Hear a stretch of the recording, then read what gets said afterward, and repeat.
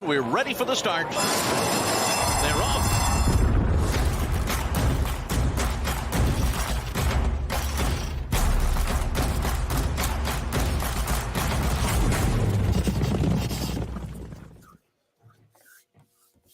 Hi, everybody. Welcome to the First Call Podcast. Jeff Siegel, Jeremy Plonk from First Bet. Jeff, it's not Oaks Day. It's not Black-Eyed Susan Day. It's just that Friday in between. It doesn't have a name, but we're going to have a good time handicapping 8 stakes races this weekend. We do. It's still good racing around the country as we wait for the second jewel of racing's Triple Crown the following week, the Preakness. And it's good news because it looks like we're going to have the Derby winner in there. And it's not a great Preakness if you don't have the Derby winner, but it looks like Mage is all set. Yeah, after his training this morning, the connections came out, met the press at Churchill Downs and said all points point towards Baltimore. So they are heading to Baltimore with Mage. Field size for the Preakness could be in that 9, 10, 11 range. We'll see what all shakes out there. Lord Miles' name came back into the mix yesterday as a potential horse. Of course, he was scratched from the Kentucky Derby. We'll see about whether or not he ends up in the entry box come Monday. They will enter the Preakness Stakes in the full card for Saturday on Monday. So look forward to that. And then the Black-Eyed Susan Friday card and all the undercard stakes that go with that will be entered on Sunday this week. So by Monday, we're going to have all the entries for Friday and Saturday. So when we reconvene on Tuesday on It's Official, we're going to know everything we need to know about Preakness weekend and Black-Eyed Susan weekend. And we'll have a great preview for you on It's Official this weekend. And of course, First Call next week, we will move up and do on Thursday next week like we did on Oaks and Derby weekend so that we get our picks in for Friday and Saturday for Pimlico. So a Thursday edition next week of the First Call podcast. But before we get to next week and all that Black-Eyed Susan talk and trip to Baltimore for the crab cakes in the Old Bay, we will settle in on some good stakes races around the country. And Jeff, it's a unique situation this Saturday at Gulfstream Park for the first time ever.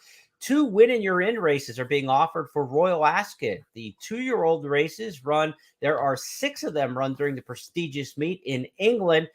Horses coming out of the Royal Palm Juvenile and the Royal Palm Juvenile fillies. The winners of those races will get to pick which of the 6 stakes races they want to run in at Royal Ascot. Of course, the colt's only eligible for the races for open company. The fillies eligible for any of the races. So winning you're in, I think there's a $25,000, $30,000 travel stipend to head over to Jolly Old and compete in those races. So a lot of excitement for 2-year-olds on the turf this Saturday at Gulfstream Park. And that's where our stakes schedule is going to get kicked off here as we take a look at the races we will handicap over the next 30 minutes or so. The Royal Palm Juvenile and Juvenile fillies from Gulfstream. The William Walker at Churchill Downs will go north of the border to Woodbine for the Whimsical. Belmont's got probably the biggest day of racing on Saturday with the 3 graded stakes, the Man of War, the Peter Pan, and the Runhappy. And then Santa Anita will go to the grass for the San Luis Rey. All right, Jeff, let's talk a little bit about these 2-year-olds we have to dissect at Gulfstream Park. Not a lot of starts this time of year unless you're headed to Keeneland for a race or two. And Gulfstream's had 1 or 2 maiden specials so far this meet for the 4.5 furlong dirt kind of horses. But for many and all of these horses, it'll be their first PM race on the turf. Yeah, we don't have a whole lot to work with, but enough to at least formulate some kind of opinion.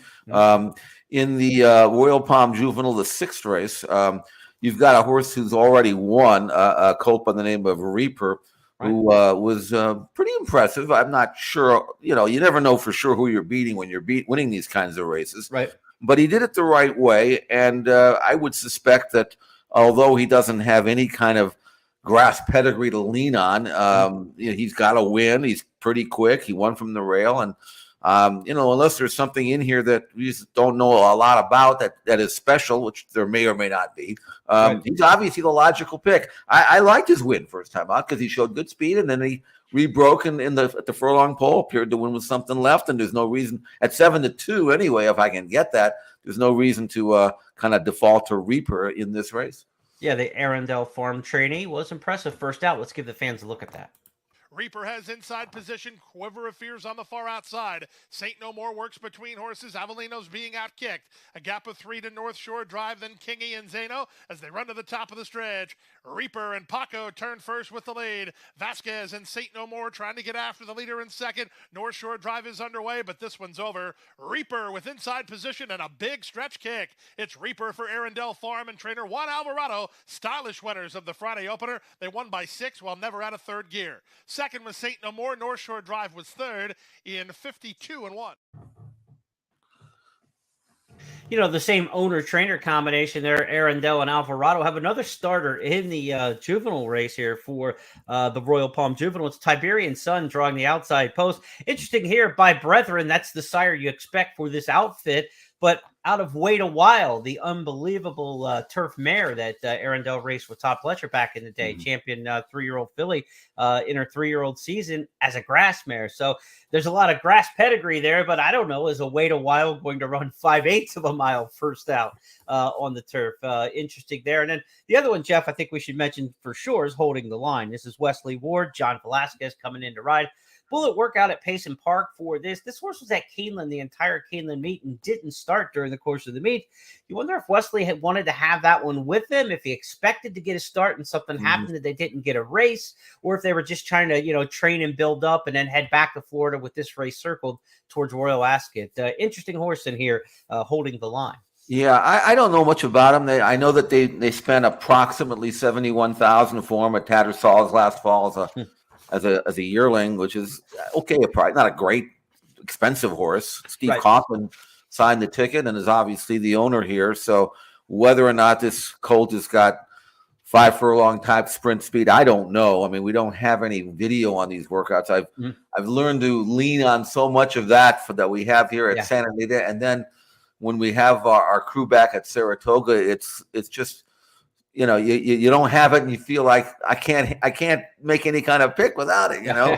I'm guessing like everybody else, but I do see Reaper. We saw the video, and it's hard to in my way anyway to think that anybody could have run better than that first time out. So on the basis of that, I know if you're a baseball fan, you're probably going to box No Name Mets and Mattingly. A couple of first timers.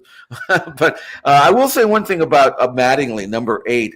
I might save with him. This is a colt that I saw Breeze in the 2-year-old sale. He was very green in the sale, but he really looked like an athlete in the Breeze that he had in the OBS March sale. He went 10 in the 5th, and he's the kind of colt I think that if he's gotten more focused since that Breeze. And again, I don't see it. We don't have any Gulfstream works on him, but he did go 34-4, and that's not bad. And over the all weather, I have a hunch Mattingly can run. I would at least save with him, but I think Reaper is going to be logically the top pick. Donnie Baseball, Don Mattingly.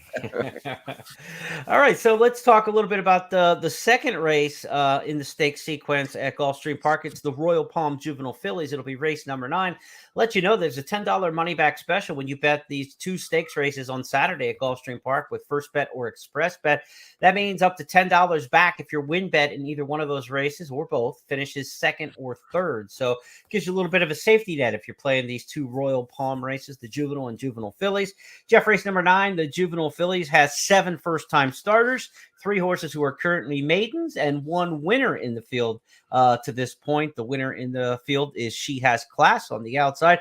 Interesting about She Has Class with the wide draw here. I'm not so worried about that, but the horse didn't show a ton of speed in the debut. Came from a couple lengths off the pace.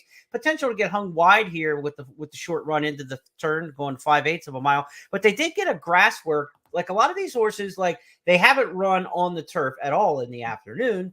And many of them have not had a turf work. So it's kind of what She Has Class. She not only has a race, she has a win, and then she got a turf work after the fact. So as far as experience can go, she's probably as well equipped as any horse in these 2 races on Saturday, as far as the boxes you can check off, right? She's run in the afternoon and run well, and she's worked on the turf. So She Has Class a consideration in here, but that's a tough draw. It is, and if you look at her form, she won her debut. There's no speed figure that are published that I know of that would give us an kind of a gauge as to what she did. 4% trainer, only cost $13,000 as a yearling, and doesn't. Well, I guess Patio Prado, you could make a case maybe there's some grass breeding there, but I would look against her. Now there were a couple of intriguing first time starters in here. One from Wesley Ward's barn, a Kingman filly named Ocean Mermaid, bought over there, brought $250,000 at Tattersalls, which is not a lot of money for a Kingman. If they're really, really good, they're going to bring more than that. But, again, I don't have any video on the work, so I'm kind of guessing here whether or not she's a 5 furlong type of horse. Sometimes they are, and Wesley doesn't always work them fast, so it's hard to tell. The other one is the one horse, the Army Mule filly, who only brought $27,000 as a weanling. It's number one, and not Breeders' Cup eligible. I don't know how well regarded she was as a young filly. It didn't bring much, although the Army Mules hadn't run by then at that time. So we don't really know what's going on there. We see a 35 flat gate work, which looks good, but I don't have the video, so I don't know. The one horse that I do know, the one filly that did impress me, though, was the filly coming in from Keeneland, Crimson Advocate. Now, she's listed at 7-2 in the morning line.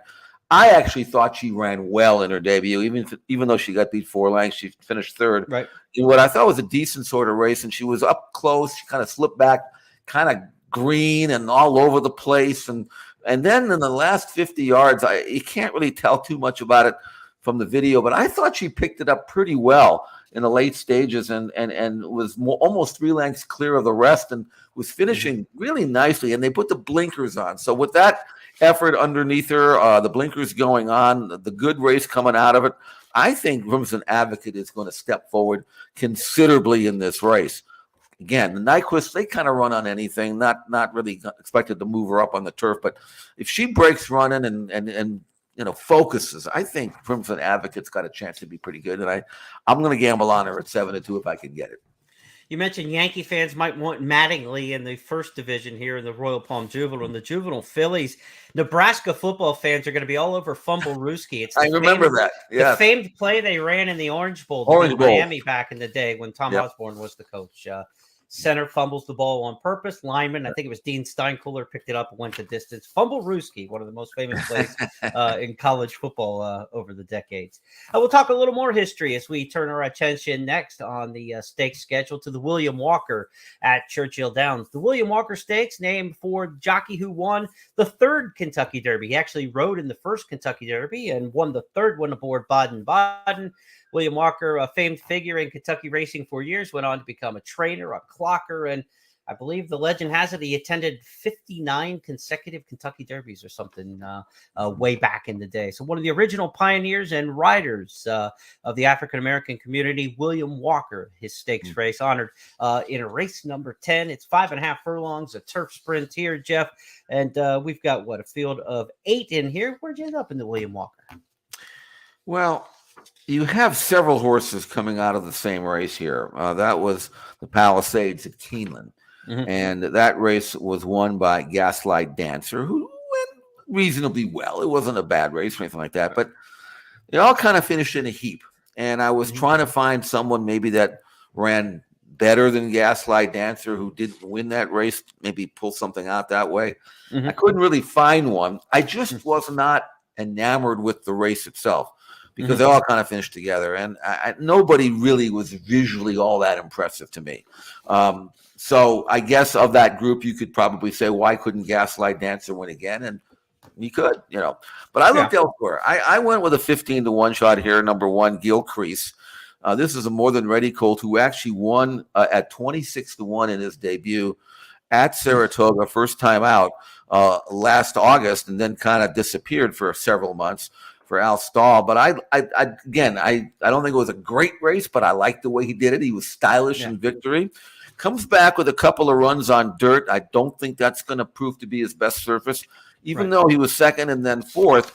His buyer numbers were strong. Those were 2 highly rated races, and I'm expecting Gilchrist, based on those races, to run at least as well, if not better, especially with the switch back to grass. Now, if you want to go horse by horse here in this race, you can see some of these horses that Chiringo, who was actually 3rd in that common race at Keeneland, who's also in this race. You notice he was well beaten by Gilcrease at Saratoga in that maiden race that Gilcrease won. So if you're going to try to compare horses, at least at that time, it's a long time ago, but at least we know that Gilcrease was beating a decent sort of horse behind him, and Chiringo is kind of one of the many that comes out of the Palisade. So at 15-1 inside draw, Lattery riding him back for Al Stahl, back on the turf. Numbers are strong.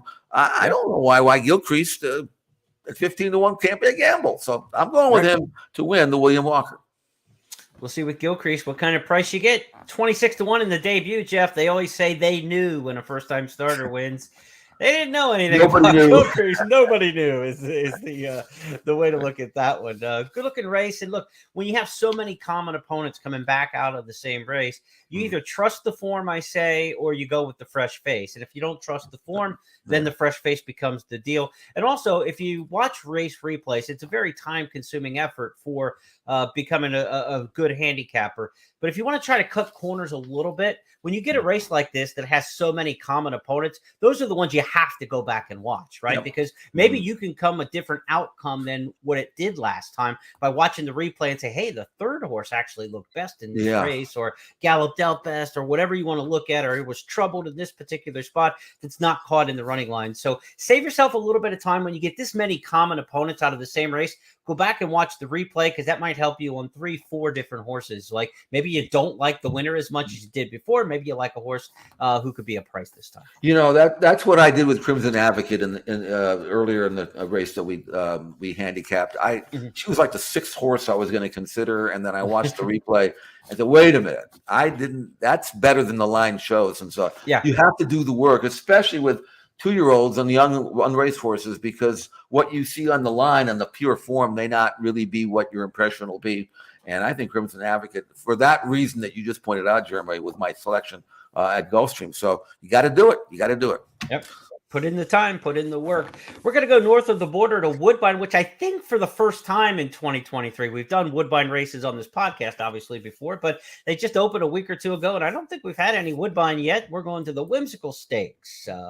Feature race on Saturday at Woodbine, grade $350,000, and a familiar face in here, the winner of the Bessarabian Stakes, one last seen in November here at Woodbine.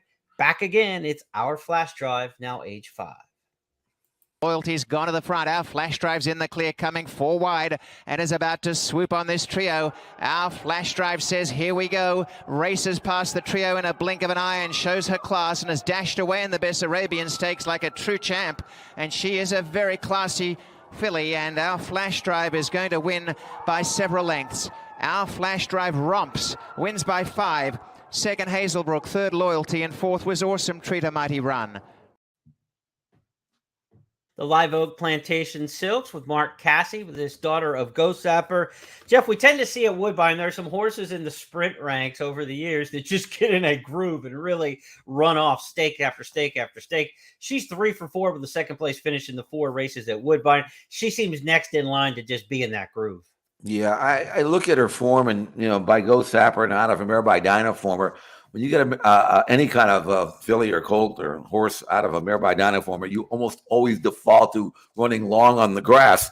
And Our Flash Drive absolutely can do that. She won the De La Rose at Saratoga last year, and she's got several good races around 2 turns on turf.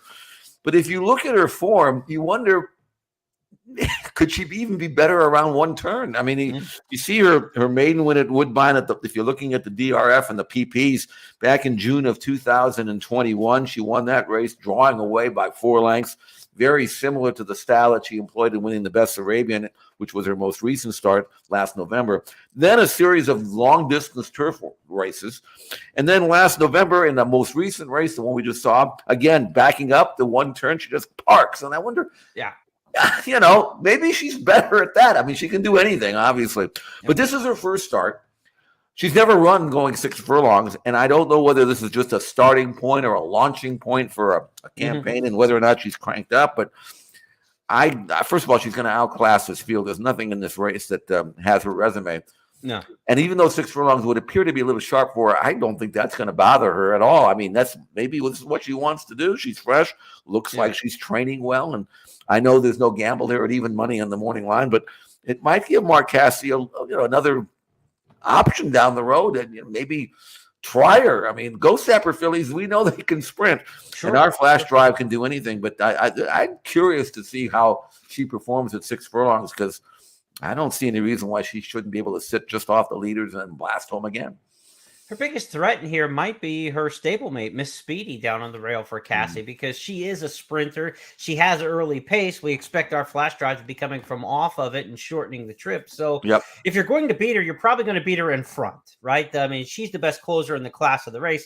If the race sets up for a closer, she's the best one. Nobody's probably going to out-kick her to the wire. So if you're going to beat her, you're going to beat her in front. Forest Drift, the 2's got a little bit of cheap speed, if you will, former claimer, but will probably go to the lead with Miss Speedy sitting second. So Miss Speedy's probably going to be in front of our flash drive. And if our flash drive doesn't fire or can't get there at 6 furlongs, maybe it's Miss Speedy in there, but we shall see. Mark Cassie, Patrick Husbands on our flash drive.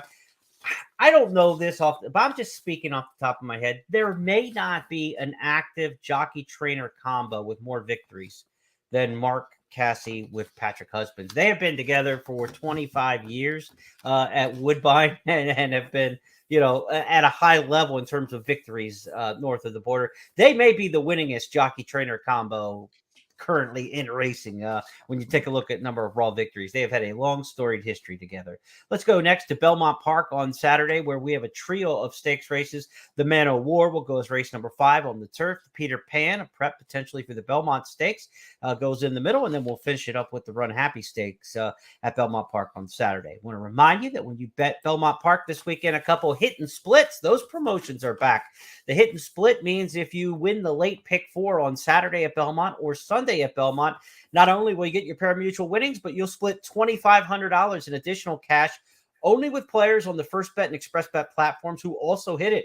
We've seen some times where you're the only one on the platform who hits it and you get the whole $2,500. Even if 5 people hit it, you get an extra $500 on your pick 4 ticket. So it's a great promotion. If you're going to play the pick 4s anyway, you've got to play them with Express Bet and First Bet. That $2,500 hit and split means you're guaranteed to get more cash than the pari-mutuel paybacks. It's just a matter of how much you separate yourself with the public. So late pick 4 on Saturday at Belmont, late pick 4 Sunday at Belmont, $2,500 hit and splits with First Bet and Express Bet. Jeff, let's go to race number 5, our first of 3 stakes at Belmont. Big Sandy with a short season here through the Belmont Stakes as the construction goes on in Elmont. The Man of War Stakes will be run on the turf. We've got a field of 8 here. This is the Express Bet race of the week. I wrote up my analysis. You can get that at first.com. and at expressbet.com in the blog sections for both, or in the email newsletter. I went with the same horse you did. I cheated. I looked at your picks that you sent me earlier. We're both here on Warren Point. Well, I mean, we've seen this act before. How many times now for Charles Appleby sending over 20? Yeah. Warren Point is a gelding, a lightly raced Dubawi gelding that has gone through the ranks. He was a pretty valuable handicapper last year as a 3-year-old, and you look at these handicap races, 91,000 purse, 68. I mean, they're good races. They are strong races, and he this winter, and instead of going to Dubai, he was Bahrain and Qatar and running in big races there. Those are very valuable races. Looking good. Time form ratings are very strong. Arrives, has a breeze over the course just a few days ago. So I think against this group of American runners, which we know and love for, it seems like decades now, same old horses, the channel makers of the world. Warren Point is a fresh face and a good horse, and gets Frankie, and there's really no reason to think that if he were to run back to either one of his 2 starts already this year, last winter, that he wouldn't be simply an outclass in this race. I like when we can show the international races to the public watching the video version of the simulcast. If you're listening on our regular podcast channels, you'll hear the race calls as well. But I'm a little disappointed when we go international, Jeff, and we get an English race call, though, unfortunately, because I like when you send us to Germany and places like that. Here's the Crown Princess Cup. 2 starts back ago in Bahrain for Warren Point. Give the fans a chance to look for the Godolphin Blue. Going to be about 3rd when the video starts, but Soon Ahead takes the lead. Here's Warren Point with a big run. Forbidden Land has lost its way, heading down towards the last 400 meters, and Encourage kicks for home. Warren Point and Richard Mullen now trying to cover the case. Just in behind him is the Kovacs kid who's under pressure. Byline and Goman are trying to run on. They head down towards the last 200. Warren Point, Byline and Goman are in pursuit. On the wide outside is Tower Wreck, and heading down towards the last 100, it's the Godolphin Blue and Warren Point with a few lengths on this field, and they're playing for places at the moment. It's Godolphin again, Charlie Appleby and Richard Mullen. Warren Point will take the Crown Prince's Cup. Tight second, might just be last year's runner-up. Tower Wreck, Byline in the mix there with the Kovacs kid, Lucander and Goman all vying for places. Look at Warren Point, Jeff and I's top pick in the Man of War on Saturday at Belmont. To bet this race, I think he's the horse to beat. Underneath, Jeff, I was interested in Strong Tide here. There's not a lot of speed in this race at all. The last time this horse went dirt to turf, ran a bang-up third, just beaten ahead in the Connolly turf. So I like form cycles like that. Second off the layoff, the horse should move forward, making the surface change here, and there's just not much speed in this race at all. Florent Giroux, generally a pretty aggressive rider in a race like this that doesn't have a lot of pace on paper. I got to think that Strong Tide goes to lead, or at worst sits second in here, and it's very forward for a long way. And then you expect the international horse Warren Point with the Tory to wear him down. That's kind of the way I see it. So Warren Point over Strong Tide for me if I'm looking at it exactly.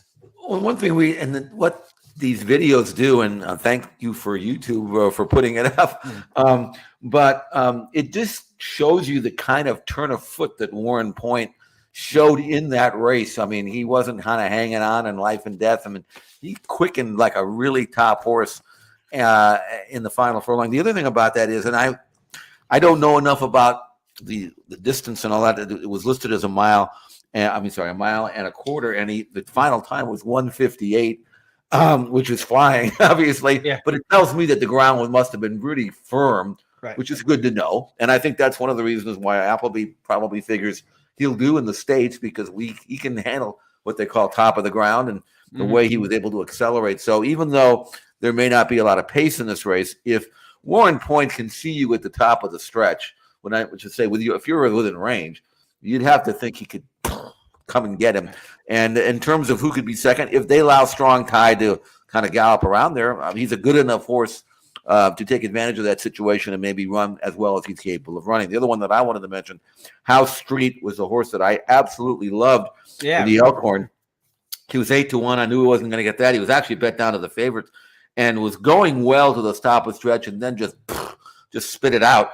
But they put him back in the same race. Pratt rides him back, and the blinkers come off for the first time, and I think maybe he'll relax better. I wouldn't be surprised if House Street runs as well in this race as I thought he was going to run last time. But that doesn't mean that he can beat Warren Point, because I don't think he can. But interesting race, the Man of War. It's a Grade 1, $600,000 person. That's pretty much why Charlie Appleby says, I got to find one for that race, and I think he found the right one. Good point you make, though, about House Street is when you get the sense that a horse has a lot of talent as a scout, if you will, I mean, this is not a professional title. Any horse player out there can do the same thing, right? You're scouting races. You're looking for potentially really good horses. We saw that with Mage in his career debut, right? Maybe didn't like him in the Kentucky Derby for other circumstances, but you scout and you say, this horse has a lot of talent. You've got to give those kind of horses a couple mulligans every once in a while, right? Because you saw something that you liked about him. So there was something about House Street you really liked going into the Elkhorn. You've got to give him another shot. Like you said, it doesn't necessarily mean that he's going to win this particular race, but don't give up on your inclination about a horse, because generally speaking, as you do this long enough, and you'll know this with your own personal inventory as a horse player out there, I'm right more often than I'm wrong on which horses look like they have some ability. Let me tell you something about that, because I've ridden Flavien Prat on some of my horses over the times, and one thing about Flavien, he will be frank with you, if you know what I mean. And if he gets off this horse that he rode at Keeneland and tells the trainer he just isn't that good, or whatever, then I doubt this horse would be in this race, and I doubt he'd be riding him back. So there's some positive communication that happened after that race from Pratt, who was riding him for the first time, to the trainer, saying, look, this horse, he can run with these horses. Give him another chance. Take the blinkers off. I'll ride him back. I'm telling you, he can do better. And that's I'm hearing a conversation that I didn't ever heard. I'm just imagining it, but it has some truth to it. Therefore, I think House Street has a chance to run second. I don't think he's beating Warren Point, but who knows? Maybe at 8-1, you throw him in on top on a ticket or two just to protect. All right, so that's a look at the stakes, the Man of War. Race number 5. Let's go to the 6th race on the card Saturday at Belmont Park. This is the Peter Pan. Grade 3, $200,000 in this one, Jeff. Slip Mahoney's entered in this race. He's also cross-entered on Saturday in the 3-year-old stakes race at Monmouth. So we'll see which spot he may end up in here. Our buddy Eddie Olczek's got a hat trick of best bets on the Saturday card. We're going to share those with you right now. These are available, First Bet and Express Bet. Eddie handicapping exclusively for us on the weekends. He's got Arcangelo in this race, the Peter Pan. Among the stakes races, the only part of his hat trick is here in the Peter Pan. He's going with the one Arcangelo, a last out winner at Gulfstream Park for Jenna Antonucci. Arrowgate Colt on the step up. This is the kind of race maybe that you can get a horse like this. 1 turn, 1 1/8, stretching out from the 1 turn mile at Gulfstream Park, Jeff. So this still has 1 turn tendencies to it, right? Only 1 lead change for the horses, that sort of thing, as they come into the turn and then off the turn. Maybe Arcangelo in the stretch out will offer a pretty nice price under Derby winning jockey Javier Castellano. He's due to win one of these 3-year-old races. Yeah, you do. Well, I like the pattern on Arcangelo. He's a rapidly developing colt by Arrowgate. He just won going a mile at Gulfstream in stylish fashion, so I can understand him at 10-1. The one thing about this race, though, is I could be wrong about this because sometimes, as we were wrong, I think I was wrong anyway, in the Derby with regards to the pace. I didn't think they would go that fast, and they went way faster than I thought. Right. But I'm looking at this race, Jeremy, and I'm not – it's because there's such a long run from the start of the race to the far turn. These horses get in a rhythm, and they don't have to go fast to get position. And I don't think the pace is going to be that fast here. When Arcangelo just won his last race, they went 45-2, kind of set things up. But he did it well. And at 1 1/8, I could absolutely see it. Now, let me preface this by saying I'm picking this horse because he's owned by a couple of friends of mine. So, I'm allowed to do that like once a year, can't I? I mean, absolutely. Have a little bit of. Well, you say it ahead of time, then people can take it. Well, yeah, no, I'm warning people that there's a little bit more. I want this horse to win rather than I really think he's going to win analysis, but because of the fact that the pace situation is, I think, going to be moderate. I think that Doug O'Neill's horse, Henry Q, has got a chance here to run with these horses. He won. I loved his maiden win 3 races back at Santa Anita around 1 turn. He had all kinds of trouble. And then he ran well in his next start. Not so well in the Sunland Derby, but you can see him on the outside in this workout. This was not too long ago, April 30th, and he is looking good. He broke off behind another horse. Nice, long, striding colt. Is going to finish out really well in 12 and change. Just ears up. I know he's doing really, really well. I do not know what happened to him in the Sunland Derby when he was well-backed and finished a weak 3rd in that race, a race that they were expecting to use as a springboard for the Kentucky Derby. But he got caught in the speed duel, but I'm not really sure that was the reason why he didn't run well. I can't say that maybe I don't know if he bled or not. I know he can't use Lasix here, but he's training really well. He's got good tactical speed. His win in the Mind That Bird Derby was highly rated in a mid-90 fire number. And from where he's gone with Frankie, who's already ridden him to victory once, taken the mount on an outside draw on a paceless race, or at least I think they'll be going slow. I'm going to give this colt a chance colt by blame, at 8-1 to pull off an upset. Now, again, he's owned by Mick Cronin, a friend of mine, a Bruin basketball coach, and Chip Kelly, the football coach, at UCLA. So I'm prejudiced, but, I'm rooting for him. But, I might even gamble on him because I think there is enough there for me to believe and hope that maybe he can run with these horses. And who knows? I'm not in love with anybody else. Bishop's Bay is obviously a quality colt. He's the favorite at 8-5. Lovely outside draw, Uncle Mo colt for Brad Cox, and he just might flat be better than them all. And if he does and he wins, he wins. But I'm not going to take a short price on him. So Henry Q for me. If nothing else, I'll be cheering for him.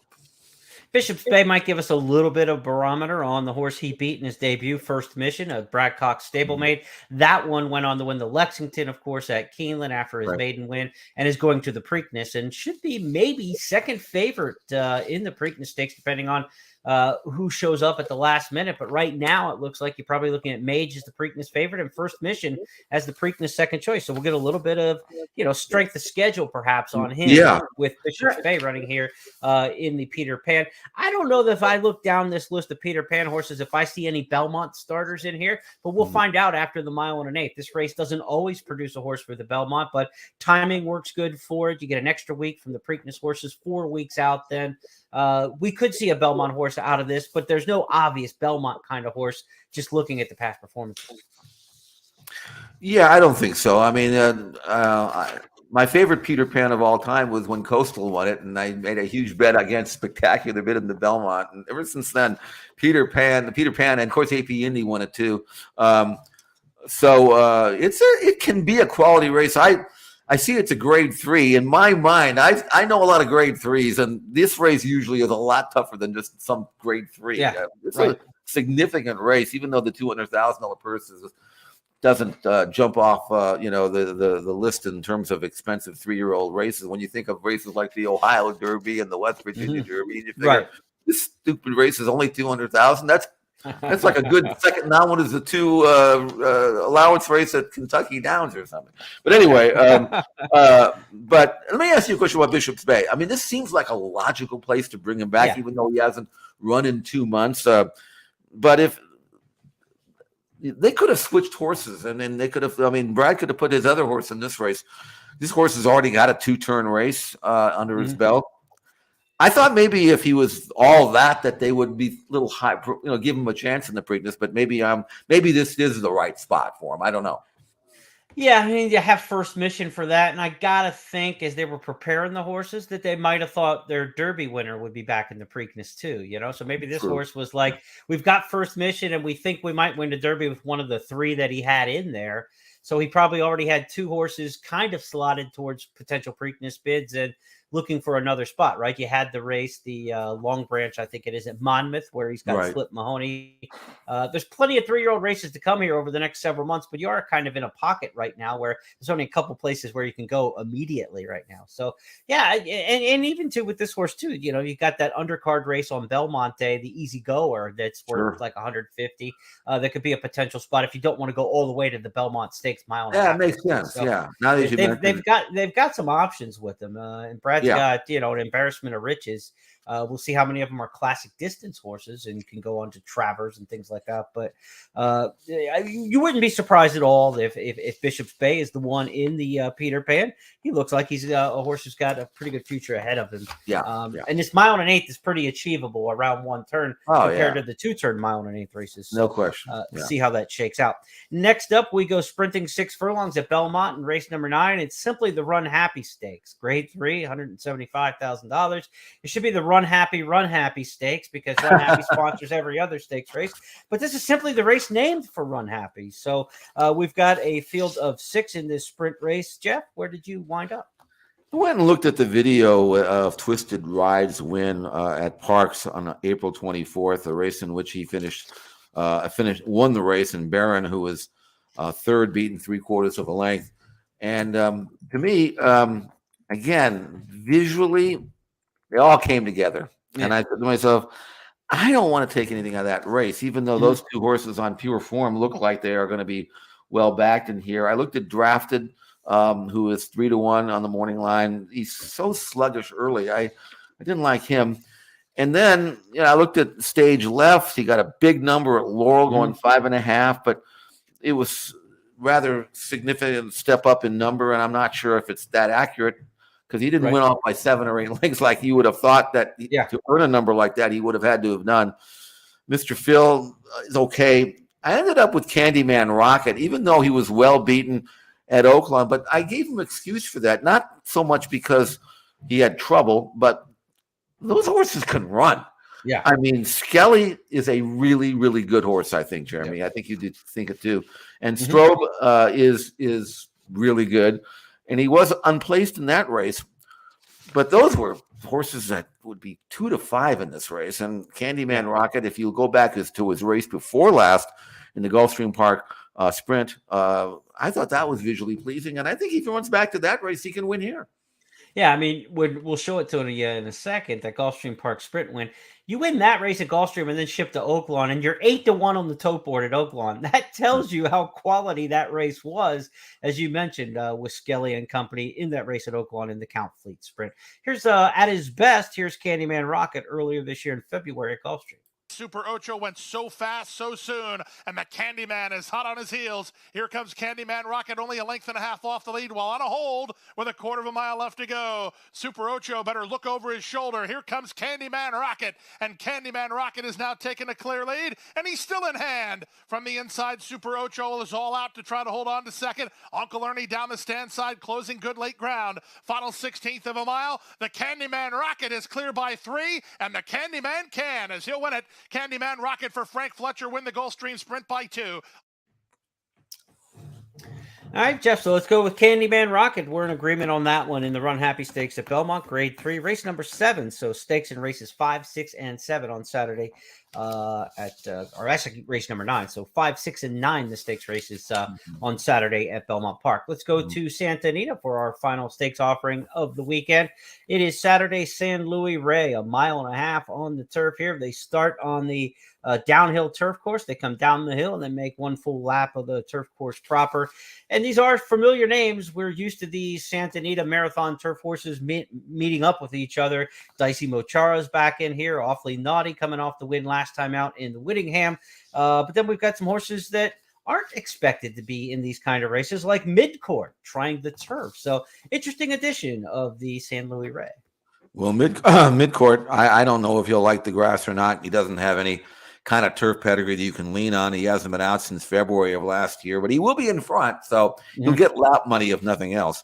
But I will say this, you've got the first 3 finishers coming out of the Whittingham, and in watching that race, there doesn't seem to be any reason to think that it won't be similar. I mean, Awfully Naughty was behind a dawdling pace.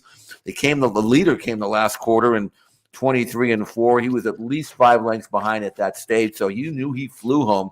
And he did it with something left. He did it without having to extend himself. I thought it was a very clever win coming on the heels of his runaway win back in December on the all-weather or Turfway. And even though he's been around the block a few times now and actually was 4th in this very same race last year, and he wasn't all that then, maybe at age 5 he's figured things out, because his last race he was 11-1 in the 6th runner field, and I thought, I mean, he's one of the forces in the race I didn't even consider, and he just parked. And I said, wait a minute, go back and find a race that you could say if it was similar. It wasn't. It was a career top effort, right? And he did it right, and he came against the grain. There was nothing that I could knock on that race. I don't see any reason why I won't do it again. So, and there may be a little more pace here, and then the extra quarter mile won't bother him at all. I mean, Awfully Naughty to me is the winner. 8-5, no big deal, but I think he'll win again. Awfully Naughty, Jeff's pick in the San Luis Rey. That wraps up our handicapping for the weekend. A couple reminders for you. The Royal Palm Juvenile and Juvenile Fillies, those 2-year-old turf races with the win and you're in for Royal Ascot Saturday at Gulfstream Park. Both have $10 money back specials. So if you make win bets in either one of those races and your pick finishes 2nd or 3rd, you get up to $10 of your bet back when you play with First Bet and Express Bet. And also want to remind you, if you like to play Hastings Park, Pacific Northwest into Canada, if you like to play the Western Canada racing, we've got a great promo for you on Saturday night at Hastings Park.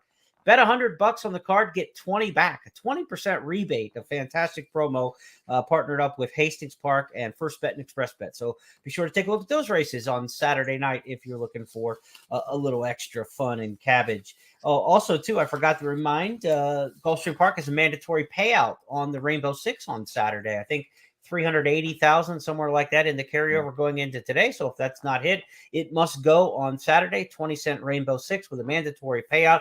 Probably $1.5 million maybe in the pool for that when you're looking at the $400,000 carryover, somewhere in that kind of area. So a little more incentive to look at the Gulfstream Park program on Saturday. So, Jeff, we've got Preakness draw coming up on Monday, Black Eyed Susan draw on Sunday. Black Eyed Susan expected to have Feza in there for Bob Baffert, I believe, still the call there. And Baffert's going to send a couple other horses, Having a Meltdown and others, to Pimlico for some undercard stakes races. So there'll be a California influence for sure coming up at Pimlico when we get to the entry box on Sunday for the Black Eyed Susan. Then again on Monday as entries are taken for the Preakness Stakes National Treasure, maybe representing the West Coast there on Preakness Day as well. So nice weekend to come. We'll get some past performances Sunday and Monday, and we'll get after it, right? I would invite people to give I'm not saying I'm picking him. I'm not sure what yet, but National Treasure, he ran a sneaky good race, I thought, in the Santa Anita Derby, and he's been training really well. I don't know how much quality he is, but he's going to run the race of his life in the Preakness.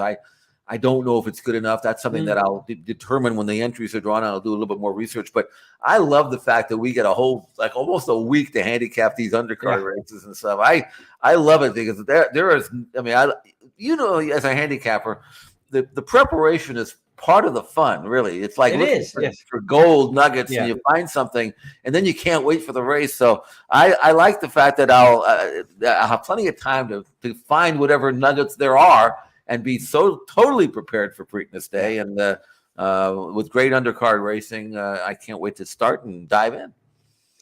In many senses, the past performances are the game. For the player, for the fan, for the participant. And I always tell people, in racing, when they'll listen, is if you're not teaching people to handicap, it's very hard to stay interested. The horses do a lot of similar things. They're brown in color or gray, and they turn left and they finish at the finish line. If you don't have the past performances and the conjecture of what might happen and the excitement that goes with being right about that, it's hard to engage. And this game is about, to me, the deciphering of the past performances and the predictions moving forward. And that's not to say one brand or another. And if your past performances are sheets, that's fine. But it's the analytics of the data and the projection forward of what that might mean. That's what keeps people engaged for 30 years, 40 years, 50 years like you. And we're trying to gain long-term fans in this game. You've got to teach them the importance of that. And like you said, when we get these past performances a week out, this is like a bonus. It's like, I know horsemen may not like entering 6-7 days before races and things like that, but a good handicapper sure likes it. And they're the heart and the lifeblood and the financial backing of the game. So I love it. Like you said, I love getting these past performances early, and we can get to work on them. We will get to work starting on Sunday on the Black Eyed Susan card, Monday for the Preakness, and we'll let you know that the first Preakness wager guide will be available Monday night, and then we'll update it Tuesday, Wednesday, Thursday, Friday as the week progresses. But be sure to go to first.com/guide, 1st.com/guide, and on Monday you'll get the first look at the first Preakness wager guide. And Jeff, Eddie, myself, Millie Ball. Millie had the Oaks winner, pretty mischievous, at a $30 mutual, whatever, in the Derby guide. So we're leaning on her again to give us the Black Eyed Susan winner in this week's edition coming up for the first Preakness wager guide. So on behalf of everybody with First and Express Bet and my partner Jeff Siegel, have a great weekend at the races, and maybe we'll see you at Royal Ascot after a big performance or two coming up this Saturday at Gulfstream. Good luck, everybody.